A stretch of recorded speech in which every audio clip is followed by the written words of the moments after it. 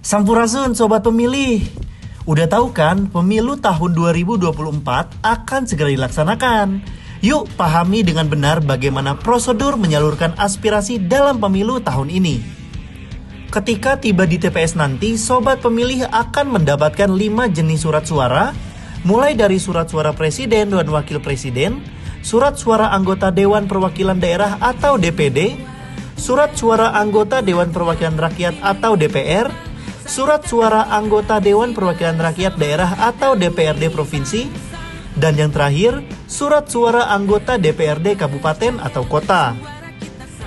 Nah, Sobat Pemilih, kelima jenis surat suara tadi memiliki warna yang berbeda-beda. Seperti surat Presiden dan Wakil Presiden itu berwarna abu-abu, surat suara anggota DPD itu berwarna merah, surat suara anggota DPR itu berwarna kuning, surat suara anggota DPRD Provinsi itu berwarna biru, dan surat suara anggota DPRD Kabupaten Kota itu berwarna hijau. Jadi, Sobat Pemilih jangan sampai keliru dan lupa ya. Setelah Sobat Pemilih masuk ke bilik suara, untuk memudahkan Sobat Pemilih, kita bisa membuka surat suara satu persatu dan berurutan. Dari surat suara Presiden dan Wakil Presiden, sampai surat suara DPRD Kabupaten Kota. Yang perlu Sobat Pemilih ketahui, surat suara yang sah itu yaitu ketika kita mencoblos tepat di tengah-tengah gambar calon, atau di dalam garis yang mengelilingi gambar calon untuk surat suara Presiden dan Wakil Presiden, serta suara anggota DPD. Sementara untuk surat suara calon legislatif ketika kita mencoblos logo partai hingga nomor urut anggota calon legislatif dan tepat berada di dalam kolom.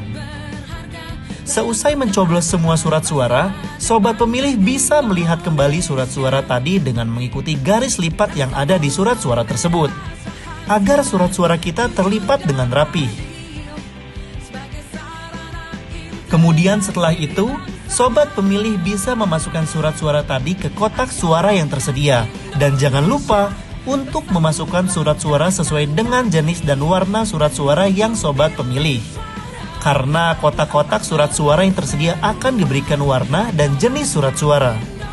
Setelah rangkaian pemilihan kita lakukan, sebelum meninggalkan TPS, Sobat Pemilih bisa mencelupkan kelingking kita ke tinta sebagai tanda bahwa kita sudah menggunakan suara kita di pemilu tahun 2024. Selamat berpesta demokrasi, tetap damai, jaga persatuan bangsa.